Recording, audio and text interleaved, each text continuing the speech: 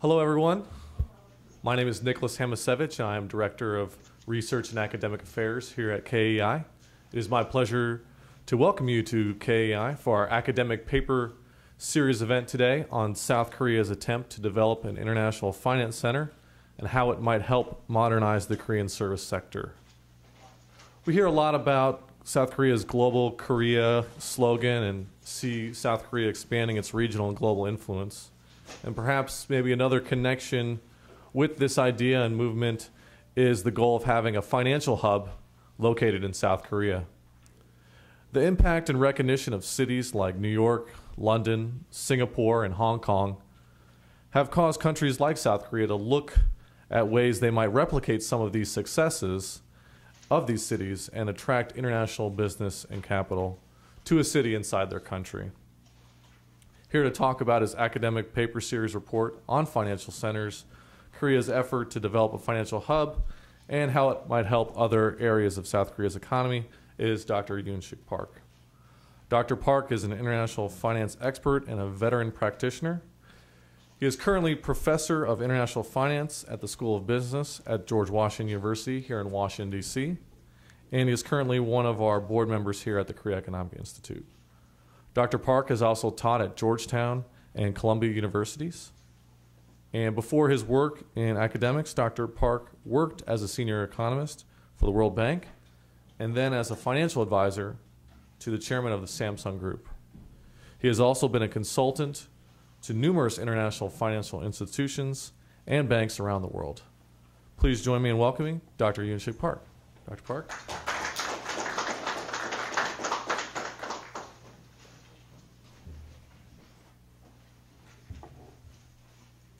Well, thank you very much, Nicholas, for your very generous introduction. By the way, can you hear me okay in the back? Yeah, okay. Yeah. You know, my voice is rather soft because I am a very soft guy. So, at least this room is not so big, but you know, our typical GW business school classroom is very large, so I always use this carry-on microphone, but I'm glad that you can hear me in the back. You know, setting up an international financial center in Korea is, I think, a very important topic, in my opinion, and many Korean observers also feel that this is one way to catapult Korean economy to really the first world stage. We've been hovering around the $20,000 per capita income level for several years. But how do you move to $30,000 or $40,000 range, just like Singapore? You will agree with me that kind of advanced country status can be achieved not just by continuing the previous development model, which focused upon the manufacturing side. Of course, I think Korea has developed some big winners in manufacturing, such as Samsung Electronics, Hyundai Motors, etc. But really, if you look at all the range of the countries in the first world, they have developed very strong service sector, and particularly banking and finance is a very important part of the service sector, because the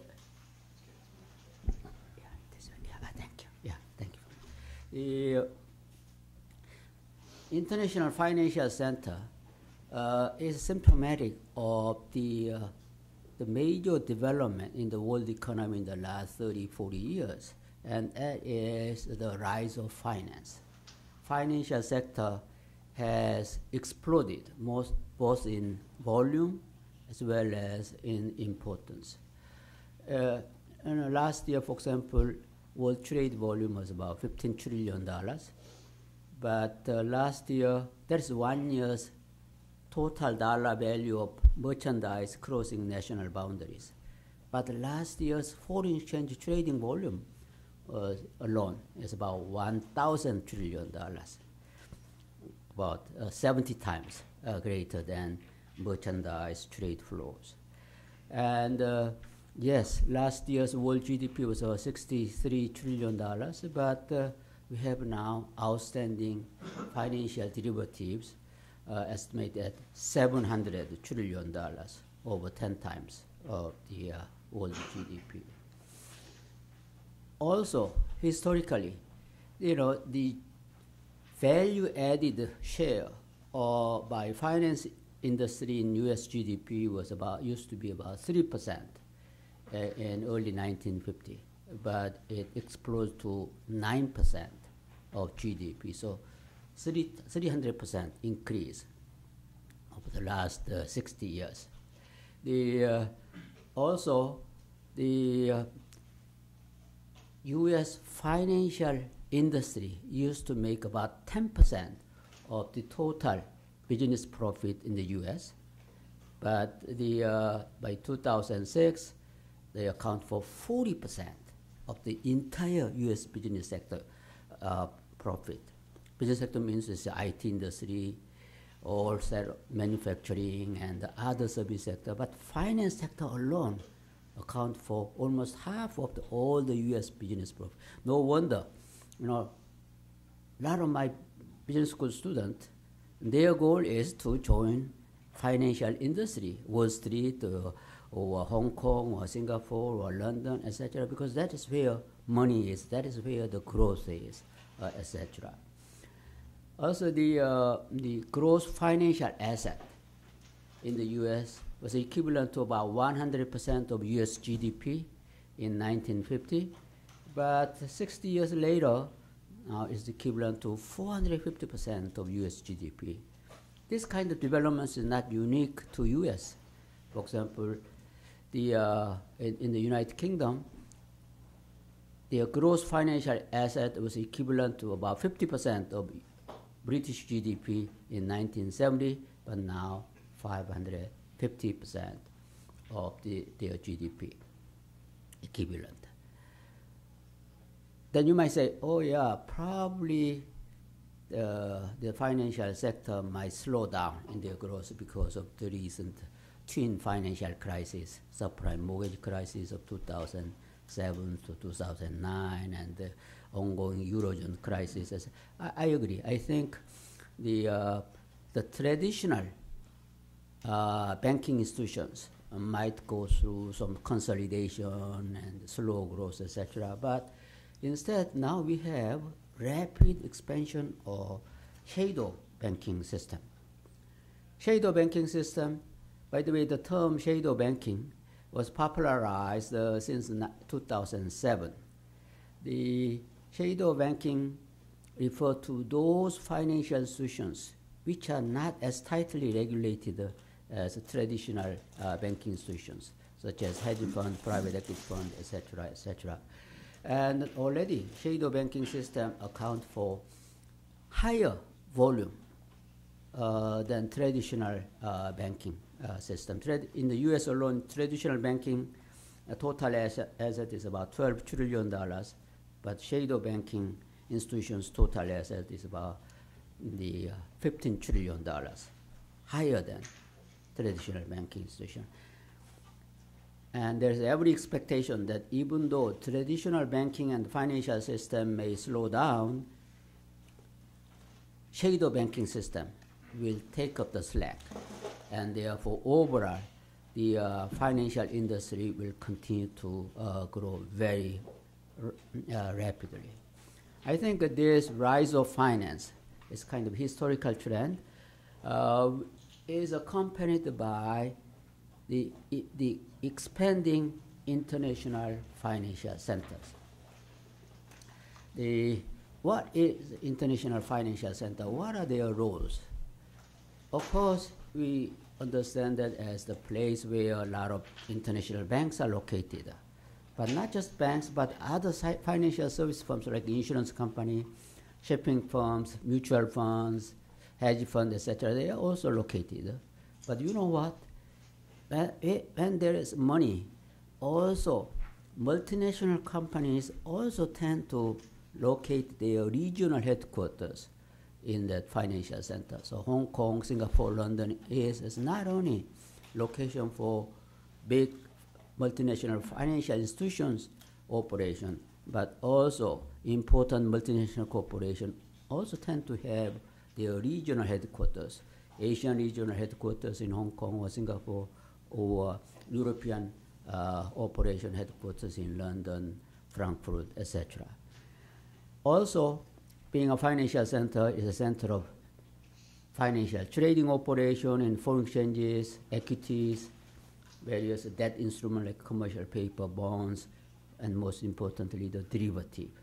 I said the derivatives is now $700 trillion in terms of NPA, notional principal amount. The reason the International Financial Center itself is so exciting is also it's a center of financial innovations. That is where all the new financial products, new financial services, new financial techniques have been developed. And in fact, the history of the finance during the last 60 years is really history of innovations. Starting with all these different international financial markets like euro dollar, euro currency market, euro bond market, euro equity, euro credit, etc. Okay, and then new instruments such as euro credit, global bonds, dim sum bonds, Yankee bonds, samurai bonds, and all kinds of derivatives in futures, options, swaps, etc.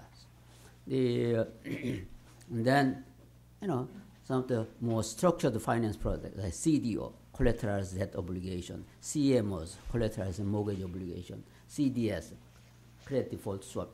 All these innovations in techniques and products were created not by Washington, but inside the financial centers. Okay. Of course, some of these innovations, in my opinion, overall the innovations, financial innovation, have assisted healthy development of global financial market and also promoted the global economic growth and international trade, etc. But some of these innovations have been abused. And one of these consequences is the recent subprime mortgage loan crisis, etc. There are 4 different types of international financial centers. Primary centers covering the entire global market as their market. So they serve clients located around the world. But there's some more narrowly focused financial centers, such as a funding center. Funding center is international financial center like Singapore, where they are surrounded by very dynamic, fast-growing economy, which require a lot of new capital for the investment. But there's not enough local savings generated in that region, so Singapore will attract funds from the rest of the world. And that is their function, the major function as a funding center. Opposite the funding center is the collection centers, like Dubai or Bahrain, etc., which is surrounded by Arab countries with a huge amount of surplus capital, particularly petrodollars. But their absorptive capacity is limited, and therefore these investment funds have to be profitably invested someplace. And the collection centers collect these funds, surplus funds, and invest all over the world. The final type of international financial center is the booking centers. It is a kind of mail drop places, like Cayman Island or Bahama, where a lot of shell branches or brass plate branches are located. Their function is more like the offshore tax shelters or tax avoidance places, etc. You can also classify IFC in some international finance center in some other ways. Global players like London, New York, which is a primary center equivalent, The regional players like Frankfurt, Singapore, Hong Kong, etc.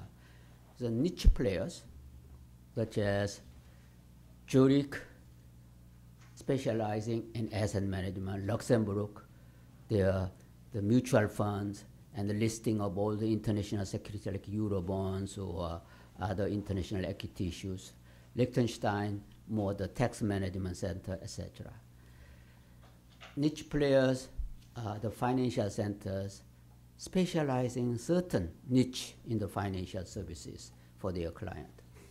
Offshore centers are the one I discussed last time.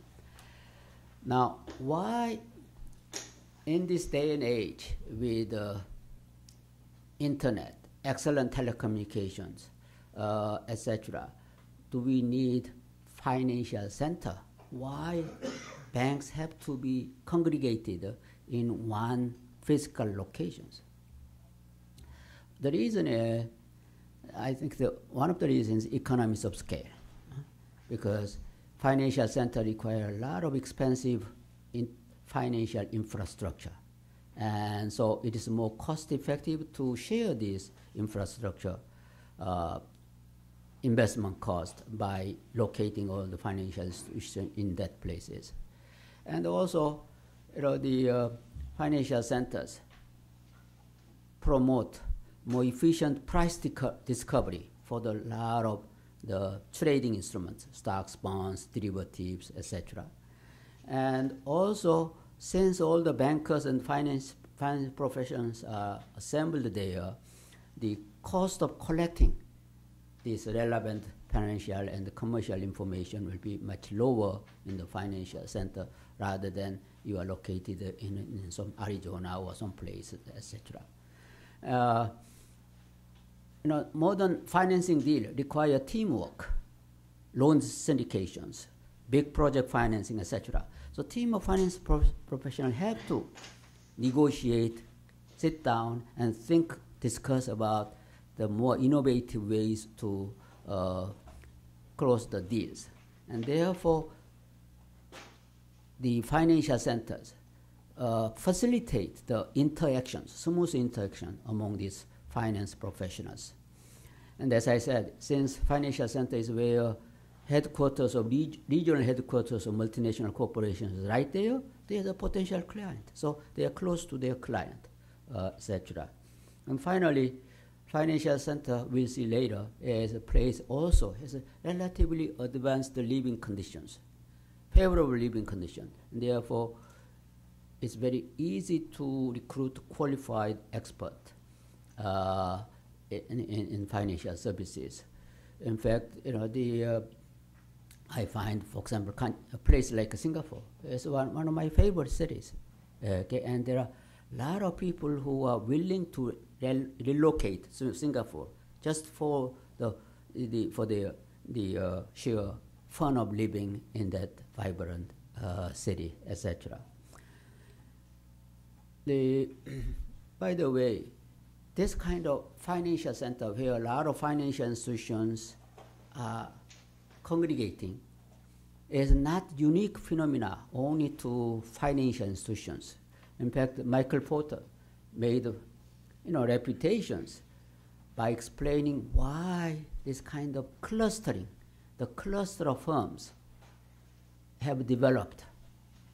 He said that clustering assists the comparative advantage of an industry. And he gave the example of, for example, all the textile-related company you find in North and South Carolina. Fashion shoe companies, Ferragamo and all these, very good fashion shoe companies you find in Northern Italy. Entertainment industry in Hollywood, IT-related firms in Silicon Valley, wine industry in Napa Valley, so on and so forth. Similarly, financial institutions like to congregate in certain centers like London, Singapore, Hong Kong for their comparative advantage. Now, why then Korea is eager to develop an international financial center? Because international finance center is not just a location where a lot of international financial institutions come there to work. It really contribute to modernization and globalization of the economy.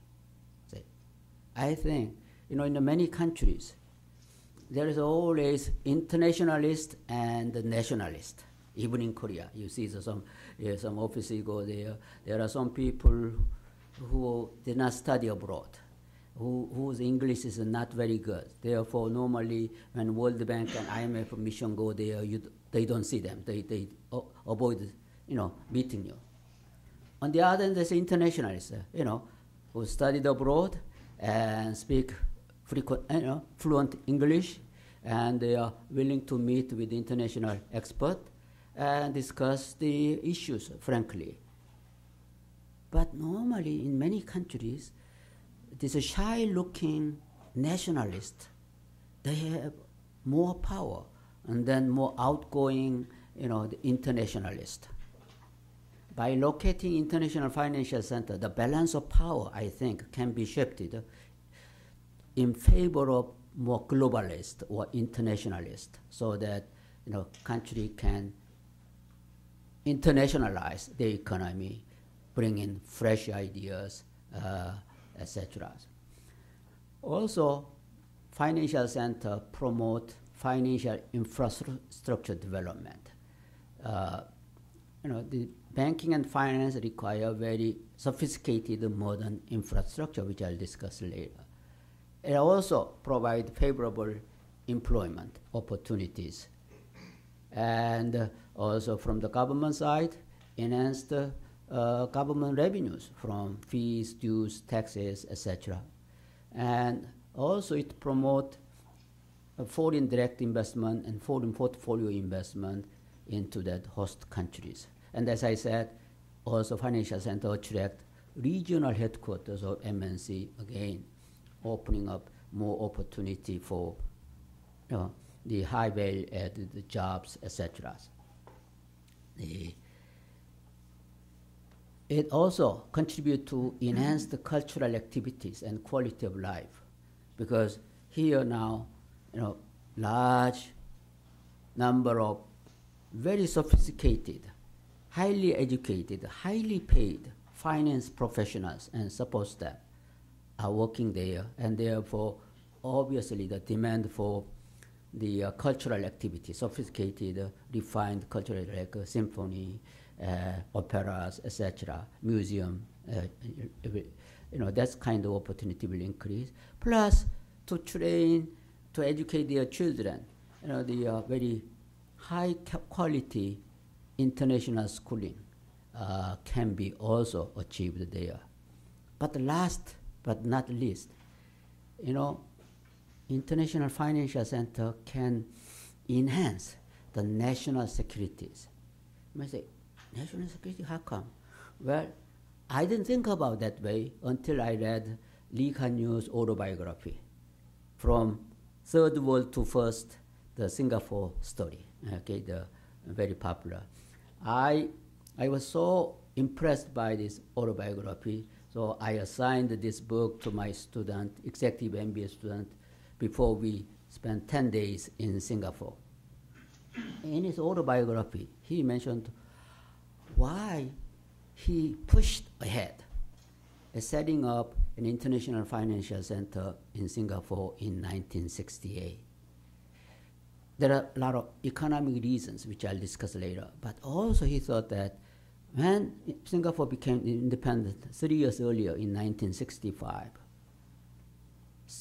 separated from just independent from Malaysia, which is a Muslim country on the north. In the south, the largest Muslim country, Indonesia. So really, small city-state with a Chinese immigrant, mostly Christians. They are surrounded by two huge Muslim countries. Okay? So he thought that by attracting the big multinational banks, institutions, to set up their branches, subsidiaries, and then he said, in his article, he said, by attracting, say, one major U.S. banks to establish operation in Singapore is equivalent to attracting one U.S. military division.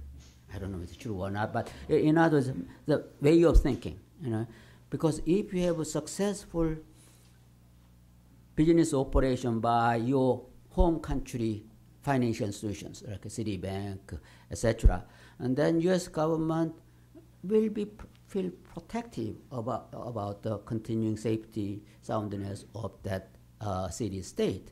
In fact, in Singapore is where U.S. Navy is making regular port calls, etc. So I think it has this impact on national security. This is something we should think about when we are discussing the International Financial Center in Korea. As I said, I think the primary objective of setting up International Financial Center in Korea is not to give opportunity to international financial institutions, banks and brokerage houses to just come there. No, I think that is the surest way for the next challenge for Korean economy, which is to advance Korean service sector to the G7 level. That's the only way Korea can move from the middle income country to really high income advanced world. Unfortunately, as you know, Korean service sector is relatively weak compared to that of G7 country, for example. This year the KAITA Institute, which is Institute for International Trade. The president is Lee Kyung-tae, who used to be president of Kiev. They made an excellent research report called a comparative study of the service industry between Korea and advanced countries.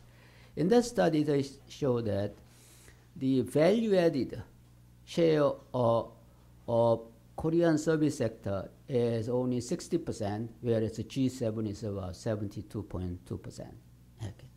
And also service sector account for about 67% of employment in Korea, whereas about 75% employment in G7 countries.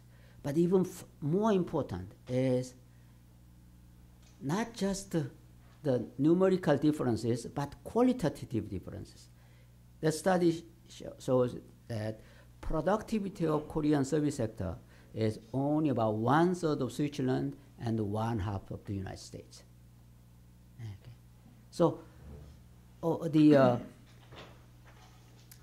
most important thing is productivity and type of services. Why Korean service sector's productivity is so low compared to advanced countries? The reason is Korean service sector is concentrated in infrastructure services, such as wholesale and retail sales, food services, lodgings, etc. Whereas advanced country service sector is dominated by high-value knowledge service sectors, such as banking, finance, medicine, telecom, R&D, etc. See, that is the key. We need to develop Korean service sector to move Korean economy to the next level, the final level. In order to do that, we have to develop further Korean service sector, but not the traditional service sector in Korea, but new type of high value added knowledge service sector. And in the center of this knowledge service sector is banking and finance. Then how do you do that? By continuing the current policy of promoting domestic Korean banks and financial institutions? No. Do we know any Korean financial institution with the same international reputation like Samsung Electronics or Hyundai Motors or POSCO? No. Okay, biggest bank, Kookmin Bank, etc. is only known inside Korea pretty much. They're not. I think while we continue to promote growth of domestic financial institution in Korea, but I think we should attract international financial institutions so that there will be more competition and also to upgrade Korean banking and finance services to the next level. Now, if we agree that it is very important for Korea to develop international financial center, what are some of the typical requirements to build up a successful international financial center? There has to be political and social stability and pro-business government environment. And the regulation should be minimum in foreign exchanges, banking, and etc. And tax rate should be competitive. Okay? Not just income tax, but many different estates, inheritance, capital gain, etc. And infrastructure should be modern and up-to-date. Infrastructure in what? Such as the telecom, air and sea transportations, particularly airlines, local transportation, mass transit, road, highway, etc. High-end hotels and the lodging services, modern housing facilities for international bankers and professionals, and as I said, high-quality educational facilities. And visa system has to be liberal enough so that international bankers and their support staff and even their household staff can have easy work permit visa or residence visa or visitor visa. It will be great that financial center enjoy time zone advantages. Now, why Singapore has become fourth largest foreign exchange trading center after London, New York, and Tokyo, even though it's only 4 million people. The reason is the time zone advantage. Singapore can trade in the morning with Asia, East Asia, and Australia, New Zealand. And then later they can trade with the Middle East, the Europe, and London, etc. In other words, within 124-hour period, Singapore has overlapping business hours on Asia on the one hand and the Europe, Middle East on the other. This key time zone advantage provide Singapore to develop into a very vibrant international financial trading centers in foreign exchanges, the equities, derivatives, etc. Also, it will be good to have a pool of English-speaking staff and excellent international law and accounting firms, etc.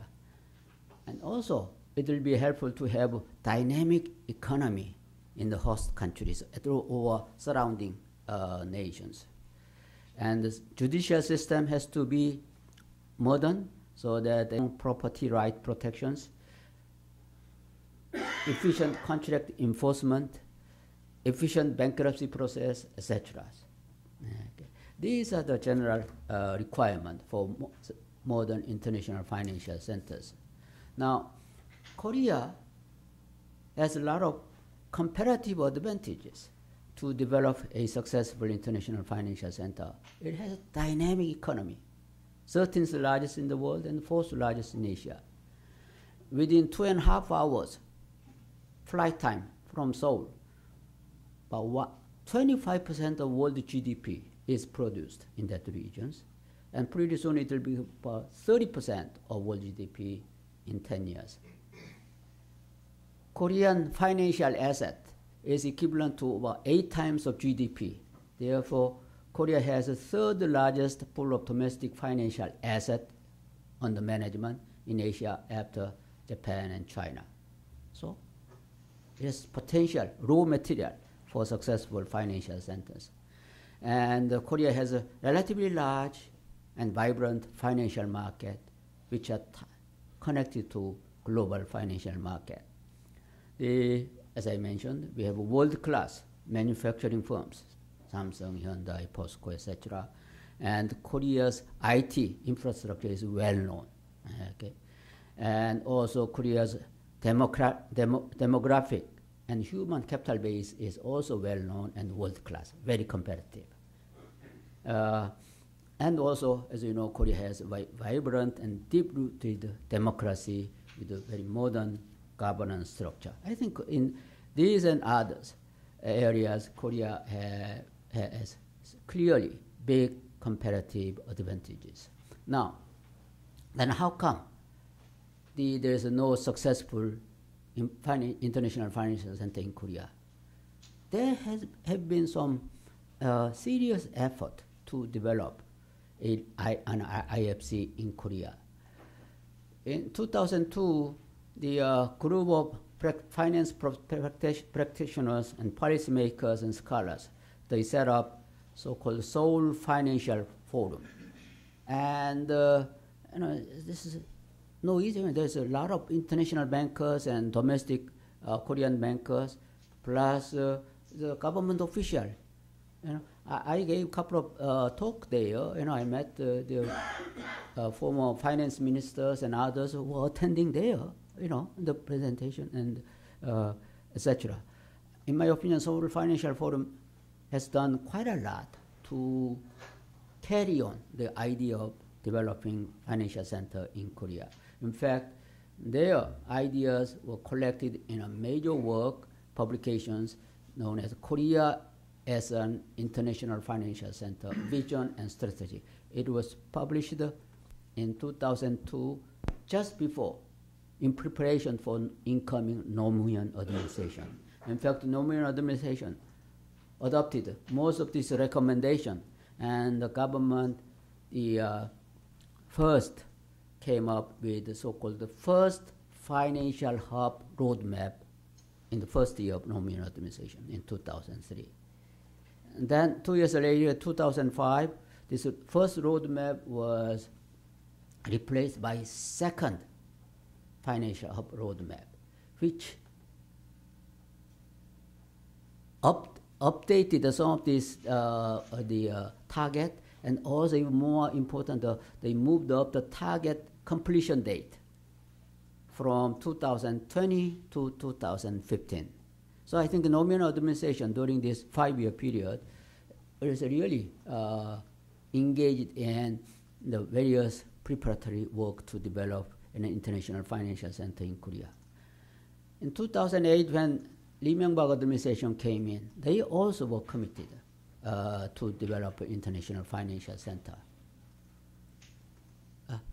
Actually, to give you some anecdote, in the spring of May of 2008, first year, I was in Korea and I had a private lunch with President Lee, with 2 of us only, in his residence, not Blue House, but behind the Blue House, and there's they call Gwanja, and there's a residence, 2 of us. And frankly, I recommend to him that, look, during your 5-year period, if you can successfully develop an international financial center in Korea, that will be such a great legacy for Korean economy. And I gave an example of Singapore and others. You see that Singapore today, 40,000 per capita income, advanced country. Well, this is a center for great education facilities. A lot of first-class universities are located. A lot of first-class hospitals. So the medical tourism is very there. A lot of IT industry, etc. But you know what? Foundation of this, all this is first the International Financial Center in Singapore. By having International Financial Center, attracting a lot of top-class world financial institutions there and their professionals, then other things automatically came, pretty much. See? Not the other way around. You develop International Finance Center in Singapore or in Seoul, then all these smartest people, most highly paid professionals come there, and with all the ideas, etc., then all the other service sector gradually increase. So I emphasize the importance of setting up International Financial Center. President Lee actually understand that point because he spent 1.5 years when before he became mayor of Seoul. He 1.5 years in Washington as a visiting scholar at our business school. I told you at my invitation. So he sat in some of the finance classes, international finance classes, etc. And so he understood the importance of international financial institutions, etc. So when he was a mayor of Seoul, the Seoul city signed the contract with the AIG to develop the International Financial Center building in Yeouido, so that there's more international financial firms can be located there, etc. So President Lee is quite, favorable to my advice. So during the lunch, not even during the lunch, he called in his personal secretary, put a phone call to Sakong-il, who was at the time economic advisor to the president, and also chairman of the Korea's comparative commissions, the presidential commissions. He's the key person. Say that Dr. Park is here in town. Could you, get together with him to discuss some of the idea that he has? I know Sakong-il for many years, many decades. So the following day, Sakong-il and I had lunch, but I intentionally also invited Kim Gi-wan, who was the president and founder of Seoul Financial Forum. We three of us all very close friends, personal friends. So we had lunch, and of course, Dr. Sakong was very, anybody from Kaita, Kaita is Kita. The Chairman Sakong was here. The economic advisor, Dr. Sakong, and Kim Gi-wan, president of Seoul Financial, of course, I knew that they were very enthusiastic about this idea. So, yes, let's do that, something. You know what? I'm very disappointed. I think what happened is the Lee administration their focus was sidestepped because, the first year they had the government confronted a major civil riot, over the issue of American beef import. Okay, and then Lee administration also focused about the Four River Basin, 4대강 사업. And there's a controversy, but this Four River project is the National Canal Project, disguised the National Canal Project, etc. But in my opinion, it's a very good project. Okay, but more Lee administration focused upon earthwork or this kind of things rather than financial infrastructure, so soft power rather than the hard power kind of project. No, I'm not saying that the Four River Basin project is not important. Very important, but I think even more important for the legacy of Korea should be, during the five years Lee administration, he should really have pushed for the establishment of International Financial Center. It is not. Still, I was very disappointed, for example. They've been talking about so much for establishing for-profit hospitals. But the bureaucratic resistance by self-interest group in Korea, they all are fighting against it, and government was powerless. So that now, there's a data in my paper, which says that the last year, Korean medical tourist number was about only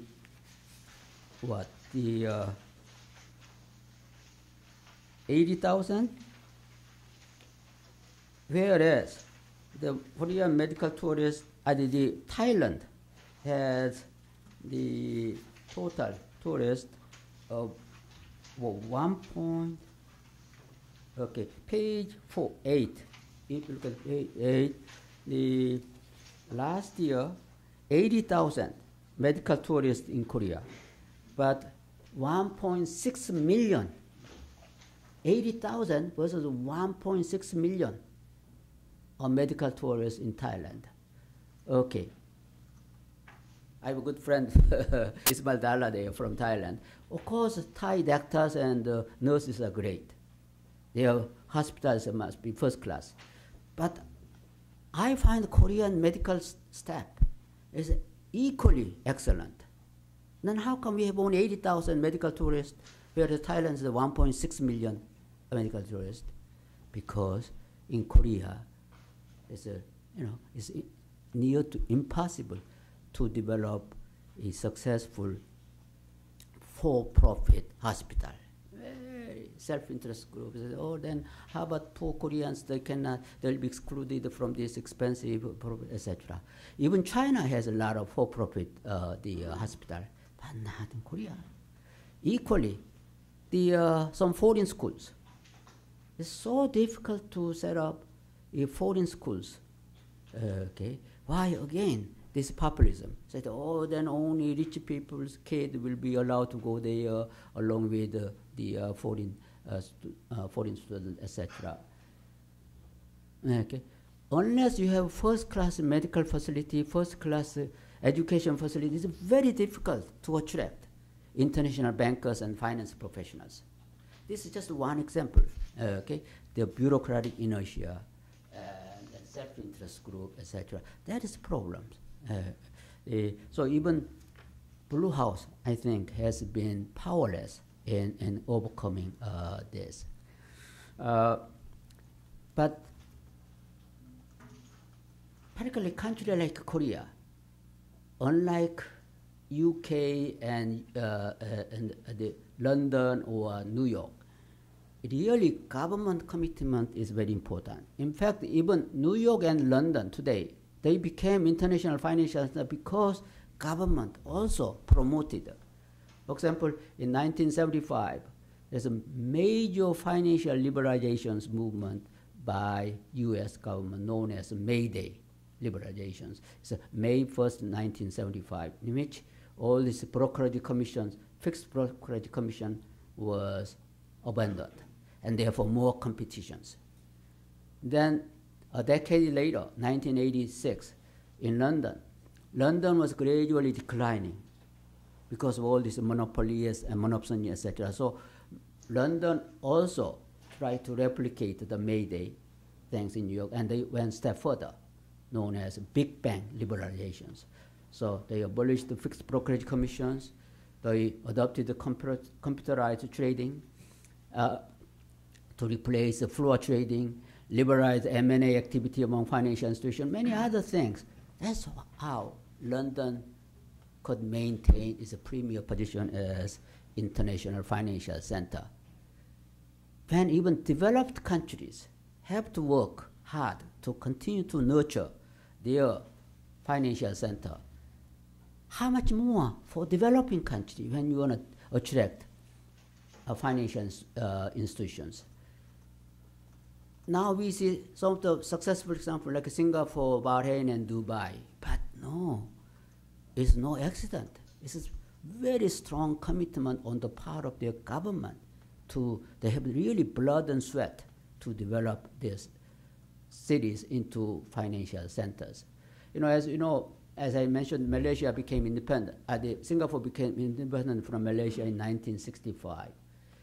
At the time of independence, they had a 14% unemployment rate, and 20% of GDP came from Singaporeans working in the British military base in Singapore.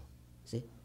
But 1968, British government announced that they will close down that military base. So here goes 20% of GDP. When already you have 14% unemployment, labor union infiltrated by communist organizers, etc. No, Singapore was really on the verge of collapse. This is a poor city-state with a lot of poor, uneducated immigrants from southern China, and no natural resources. In fact, Singapore, has to import even drinking water from Malaysia. It's a desperate situation. No industry, no manufacturing firms, etc. In that critical period, Singapore government under Lee Kuan Yew said, okay, only way for us to survive is let's gamble, let's develop an international financial center. Everybody laughed. They didn't have a Hyundai or Samsung equivalent there. As I say, this is just a poor, uneducated citizens there. But Singapore government did that. How they did that? They boldly abolished the withholding tax. Okay, withholding tax was a tax on non-resident deposit, so that if Indonesian businessman want to deposit $1 million at Singapore branch of Bank of America, any interest income on that deposit will be subject to Singapore's withholding tax, about 20%. So a lot of deposit were bypassing Singapore and go to London and other places. So Bank of America Singapore branch general manager wrote a memorandum to Prime Minister Lee Kuan Yew saying that, look, by abolishing this, actually you will gain more. And you will attract more deposit because a lot of dollars floating around during this Vietnam War period, etc. So to capture this floating dollars around South Asia, abolish withholding tax. Very difficult because a lot of cabinet members were against that idea. Look, we are poor and our government revenue is already so low. You want to abolish this tax? But Lee Kuan Yew went ahead. See? Result is, now we have also removed all kinds of regulation, etc. So today we have thriving international financial center. See? Similar story in Bahrain. Bahrain, is one of the 6 GCC countries, Gulf Cooperative Council countries. All 5 countries, GCC countries, are full of oil and gas deposit. They are full of petrodollars. Only Bahrain is, relatively poor. They don't have much the oil or gas deposit. All their surrounding countries is full of petrodollars. So Bahraini ruler thought that only way to survive is to do something drastic. He decided to develop an international finance center in Bahrain. In 1975, everybody in Bahrain and outside laughed. I was economist at the World Bank. We also laughed. Bahrain? What do Bahrain have? A lot of mud villages, no modern building, no telecommunication network, etc. But even that environment, Bahrain ruler went ahead. First, he retired Bank of England executive, gave him blank check. You tell me whatever is needed to develop this. So they even allowed serving of alcoholic beverages, many other things. And sure enough, Bahrain has become thriving international financial center in Middle East. Same thing for Dubai, etc. In other words, when Singapore in 1968, Bahrain in 1975 could work to develop a successful international financial center, Korea, year 2011, is a million miles ahead. It's really lack of commitment, the lack of the can-do spirit. See? And that's why I think it's very important to educate Korean public and so that hopefully next administration, I think probably this administration is already powerless. Next administration should really work hard to develop a successful international financial center serving East Asia and South Asia. It's a dynamic center of the global economic growth.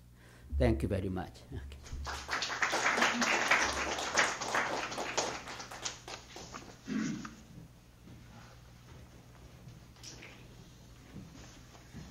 All right, thank you, Dr. Park. Let's get right to your questions. So raise your hand. We'll call on you and state your name and organization will give you questions.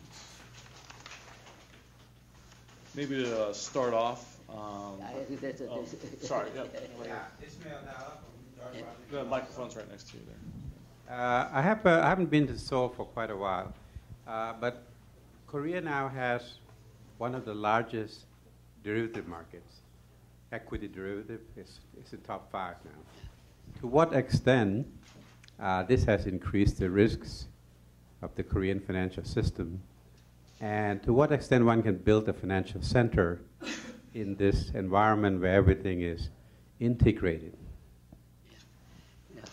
You are right. The Korea, in statistic, shows that one of the largest derivative, particularly stock options market. But really, statistics is misleading because Korean stock options trading volume is dominated by individuals. They are mostly speculators and kind of fast traders, etc. Whereas the derivative trading in other major financial centers is by institutions. So each volume of the trading, each trade size is much, much bigger than size. So if you look at the number of contracts outstanding, Korea looks great, but really the reality is not. But that shows something. Koreans are eager to observe this kind of modern financial trading techniques. So if you develop international financial center, you can tap this animal spirit right there in Korea. Okay, so it will be it will supplement the other international financial operations there. I don't know whether I answered it. Yes, we'll go in the back here. Chal Chung, Korea International Trade Association. Thank you very much for your the comprehensive coverage of the International Finance Center. I have learned a lot. But as you know, in the developed countries, there are two different paths we can see. As for the Germany and Japan, they still have the very strong manufacturing sector, and the US and UK, they are very much the financial services oriented countries. You mentioned a lot about the why it worked for the Singapore, and I can see why it worked for Singapore. For example, you mentioned the time zone advantage and English-speaking workforce, and then they had no other industries at all. I mean, and so on.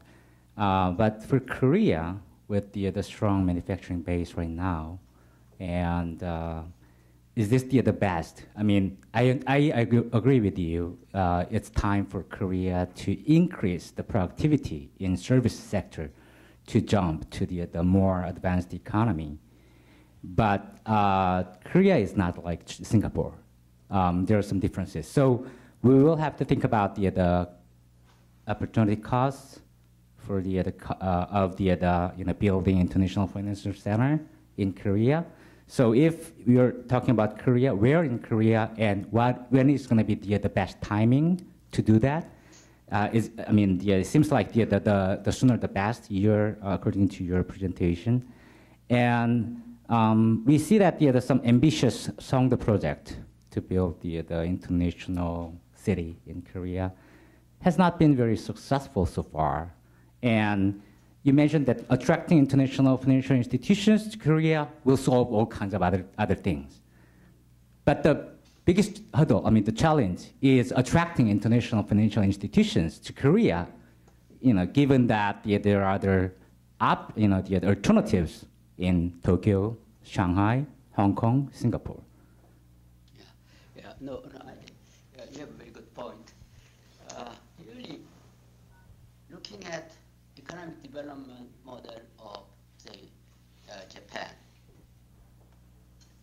Germany is a bit different. Germany is a very thriving financial sector. Particularly, German government spent a lot of money and incentive to attract European Central Bank to Frankfurt, just really to strengthen their financial sector. Japan's economic development model, is that model that Korea should look for the long term, the imitation? Probably, there's always some estimate that in 30 years, Korea's per capita GDP will be even higher than Japanese GDP. Because by not developing very thriving financial service sector industry in Japan, I think that's one of the reasons why Japan has two lost decades, not just one lost decade of 1990, but the last two decades is lost. How about next decade? Is there a lot of hope? Not much, because the population base, etc., and even Sony is down, etc. So you cannot continue the economic, the modernizations following the Japanese example. It is a good example for the first 20, 30 years of Korean economic growth. But if you look at next 20, 30 years, only way is, I'm not saying that you should ignore the manufacturing sector. You should have a continuing, the interest in nurturing that, particularly, IT industry and other things. But developing strong manufacturing sector without the strong modern financial sector will repeat the Japanese example. So we have to modernize, and we agree, modernize and promote financial service sector. But which service sector? Not infrastructure. That is mom and pop, lodging, etc. But knowledge service sector, among which the banking and finance is most important. And having this kind of thriving the financial service sector will catapult other knowledge service industries, in my opinion, medical facilities and education, etc. So I think this is a win-win situation. So I'm not saying that we should de-emphasize manufacturing in the sector. We continue to promote, but what government should promote is this financial service sector, because compared to the relative Korea's economic size and strength, our financial service sector is really at a primitive level. That's what I'm saying. Right here in the front. Dan, right. Jim Listener, former KEI. My question is about the impact of the Chorus FTA. It's supposed to bring greater productivity to the Korean service sector. Could you comment on whether that will happen, whether it will be significant, and if so, will much of this be reflected in the financial sector? And if so, will some of that go into building an IFC? Yeah. I think the Chorus FTA can be a catalyst to develop and strengthen our Korean financial service sectors. Not only financial sector, but the legal and other areas. The accounting, legal. This is a very important part of the financial infrastructure necessary for international finance. But I think a Chorus FTA alone will not be sufficient. Establishing a thriving international financial center in Korea is such a great project that a couple of FTAs with the US or EU or later, say Japan, etc., will not solve. I think we need a separate track by Korea to concentrate, focus on this international finance center development. It will be helpful, but is not enough. It is a necessary but not sufficient condition to develop an international financial center, in my opinion. More likely, in fact, a lot of the U.S. financial service firms may come to Korea after the Chorus FTA and, in fact, dry up the domestically grown financial service industry, etc. So that's why Korea needs strong, sound roadmap, so that to nurture the financial service sector, where not just the U.S. but international financial institutions from all over the world can come in, and etc. And also we have to work on some certain area of strength. Comparative advantage should be focused like asset management, because as I said, we have a huge financial asset, and also our national pension fund is one of the largest, etc. So there's plenty of room for the promoting the international asset management business in Korea, and also develop Korea as a major long-term bond market and the equity market, so that Korea's, the stock exchange can be the place where a lot of international firms can list their shares, and also in Korea can be the place where a lot of international bond issues, like in Hong Kong, dim sum bonds. But Korea is much bigger and more, the dynamic economy, much bigger than Korea, Hong Kong. So we can have this kind of international bond market in Korea. I was very disappointed that the idea of this Islamic bond Sukuk was shot down again by interest group who were misled that, oh yeah, Sukuk, the Islamic bonds, if we issue Islamic bonds, it will help probably Muslim terrorists. What an ignorant idea. Huh? But this kind of thing was pronounced by well-known, very respected, the religious leaders. So a lot of education to be done. So I think, the lot of barriers there. But the good thing is we have this, the cordyceps there. It will help, but it's a complement, but it's not major things. Yes. Good. In the back, and then we'll go. Thank you very much. That was a very comprehensive presentation. I think there might be two ways of for the Korea to become a major international finance center. The first will be Big Bang approach, where the government can pass legislation or introduce measures to attract major the financial firms and so on. But I'm thinking about another way. For instance, I wonder if you have seen any surveys of the managers of the financial firms who are already in place in Seoul, where what would it take for you to expand your business in Korea? What kind of changes would you like to see? So the enhancing the business climate to do business in Korea probably might be another way, might be a low-hanging tree, a fruit, to expand, to turn Korea into a major financial hub. Yeah, you're right.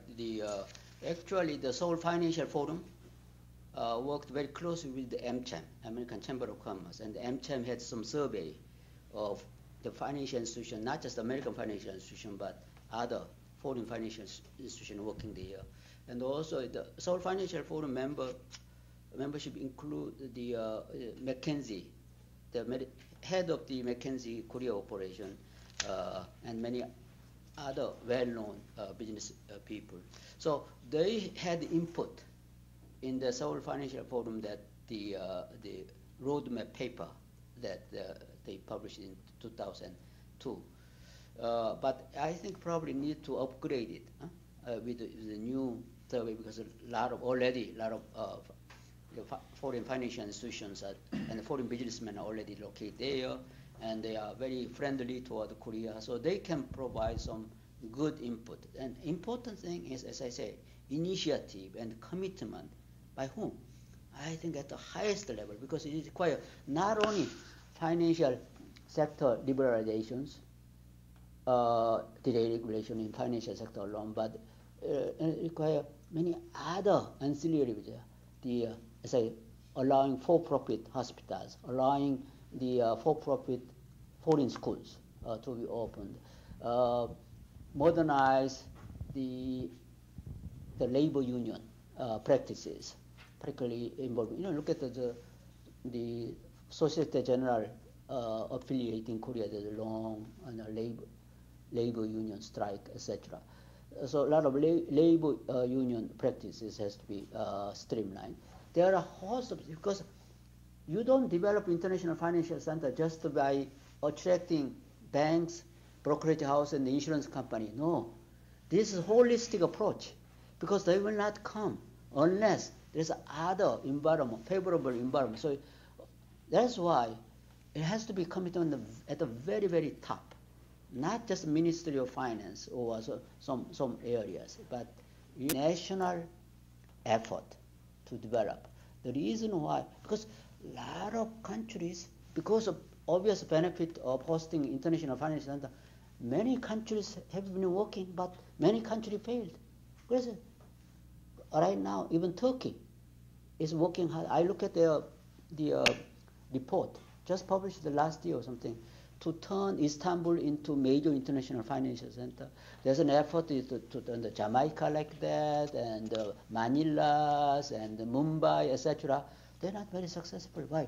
Unless it's a commitment from the highest level of government, and it's a holistic approach, not piecemeal thing, it cannot be done. This is a major restructuring of economic development policy approach, major restructuring of things. That's why many countries have failed. But Korea, we have no other option. For us really to move from 20,000 to 40,000, you can have probably a couple of more Samsungs or Hyundai, then you might say you have. No, I don't think so.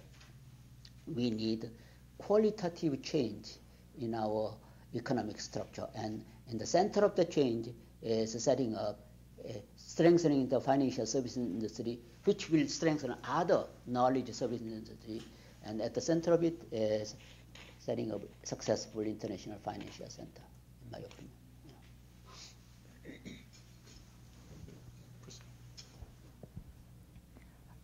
Hi, my name is Priscilla Beck from the U.S. Chamber of Commerce, and thank you for your wonderful presentation. A quick question, you mentioned that the populism from the public kind of paralyzed the administration, the current administration, and with the elections coming up for the upcoming year. I mean, do you think that populism or any kind of sentiment from the public might again, paralyze the administration from moving forward on a large-scale initiative like creating an international finance center? Very good point. In fact, that is the one thing I worry most. I'm not saying worrying about populism for the sake of populism. Goal is good. But what is the goal of populism? Upgrade our economic standard for whole people, generation of people, including a lot of young high school, college graduates who do not have good jobs, etc. So I think goal of populist and the goal of other traditional policymakers is exactly the same. But if you emphasize only populism, neglecting that, you will become Greece in 10 years or even 5 years. No, we'll become Greece. Current Prime Minister, he is paying the price that his father pursued. His father, when he was head of Greek government, he pursued all these populist policies. I am not against having free lunch for all the kids in Korea. Great idea. But what? Do you want to have free lunch for grandchildren of Samsung or Hyundai chairman, etc.? That is selective populism. But along with the populism, even more important, you grow the size of the pie, which means let us increase our per capita income. 20,000 is not enough, really. It should be 30,000, 40,000. And then we can have a true populism, so that the most important populism goal is not so much feeding the school children, but really I am so disappointed to see Korean young people, men and women, highly educated. They didn't have good jobs, see? And no hope, no good job, no good hope, everything, wasting away their talent. So that's why we need to develop thriving, modern service sector, which provide good, high value-added jobs. And at the center of it is as again, financial services. I'm not saying that because I'm teaching international finance. Really, if you look at, most idealistic, the 21st century economic growth model, that should be based upon the modern service sector centered economic growth. See? That's right. In the back. Patrick Branko from Johns Hopkins SAIS. My question is about the expectations for the Seoul mayor race and how it would affect Korea's financial sector if Park Won-soon wins. Seoul, what does it say? The Seoul, how it affect the Seoul mayoral race? Yeah, not very good. No, I don't know either the candidate, okay, Park Won-soon or Na Kyung-won, etc. But I think it can be a mixed signal. I am glad that young Korean people are committed to do something to change the status quo. Okay, so they, according to latest report, they made the deciding vote. Okay, so fine, they're angry and they're committed. Then let us channel their energy to the true, as I say, populism of Korea, which is growing the pie. Okay, and then that requires education, require the enlightenment, etc. So Korean elite have to somehow persuade that things. How? By providing viable vision for them, so that they can have jobs, they can have good jobs, they can have high quality life. And this will be provided not by continuing the current economic development model, but new paradigm in which the service sector is the king.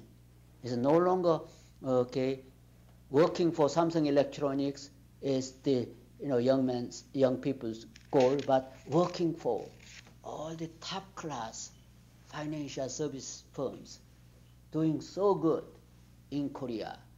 Not only for doing business inside Korea, but their client is all over, dynamic, East Asia, South Asian client, government, companies, trading firms, etc. So if that is the true vision, probably the fact that Park Won-soon, the opposition won the mayor, and next year if we have again enlightened opposition leader who then becomes president, hopefully, because I'm sure both ruling party candidate and opposition party, their goal is the same. Nobody, I think, wants Korea to continue this current status of high youth unemployment. Korean unemployment rate of about 3+%, that's a joke. It's not as 3%. It looks like more, 10-15%, because the way the statistics is manipulated over there. So the best populism is providing jobs. Okay. Probably one last question. Right here, most right here. Yeah. Ki-hoon Lee from the World Bank. I think one of the reasons that the Korean financial sector growth is very slow for the last decades is that the Korea has experienced a very bad in 1998 Asian financial crisis. At that time, I don't agree with them, but some of them think that it's because the opening the financial sector was too fast. We are not prepared. And then Malaysia was not hurt very much because their financial market was closed. And then just after 10 years, 2008, we are experiencing the global financial crisis. And then now in the middle of the European market crisis, and then America is suffering too. So I think they are thinking about the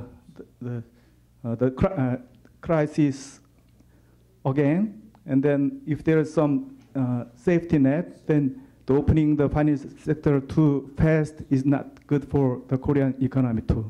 Yeah. Do you have anything idea? Yeah, it's a good point. In other words, the Asian financial crisis, or IMF crisis known in Korea, of 1997-98 was kind of wake-up call. You might say, oh yeah, because of that, the Asian financial crisis, Korea was a victim of too much opening too early of their financial market, which is the main IMF conditionality item. Later it discovered that it actually is not IMF's idea, but Wall Street idea, going through the Tim Geithner, who was at the time Assistant Secretary in charge of International Affairs, and then Tim Geithner through IMF negotiating team was visiting Korea, etc. I agree that Korea financial market was opened too early, too widely, without proper planning by outside brute forces. That's bad. Okay. What is the relationship with that bitter experience with the International Financial Center in Korea? In fact, at that time, Asian countries suffered from Asian financial crisis, starting with Thailand, etc. But if you look at Singapore and Hong Kong, which is already well-developed financial, Hong Kong financial crisis hit Hong Kong in October, just 1 month earlier than Korea. Korean financial crisis started in July in Thailand and moved from the Thailand to Indonesia, then Philippines, then it went to Hong Kong. So it took about 3 months from July to Hong Kong, and then another month from Hong Kong to Korea. But during that financial crisis and in the aftermath of Asian financial crisis, at least Singapore and Hong Kong was relatively less damaged.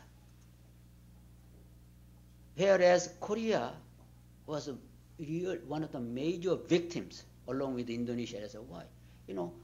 During that Asian financial crisis, over 50%, over more than half of the top 30 Korean chaebols just disappeared, went bankrupt. See? And so many banks also disappeared. Not just industrial firms, but financial institutions went bankrupt. Why such a high price? I think, in my opinion, there are many reasons, but I think about if by that time, by 1997, Korea has a strong, thriving international financial center, and then some of this panicky capital flight might have been avoided. There may be some other safeguard that might have worked to reduce the lesson, limit the damage to the real economy of Korea, etc. In other words, strong financial sector helps Main Street economy as well. Okay, but it's not the opposite of each other. It's complementing each other.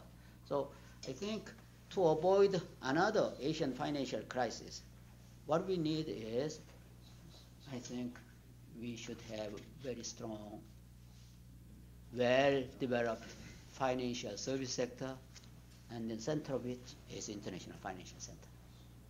All right. Okay, yeah. Well, thank you, Dr. Park. And I want to thank all of you for coming. We had an interesting discussion on financial centers and Korea's possibility of becoming one. Thank Thank you. Dr. Park. Thanks, everyone.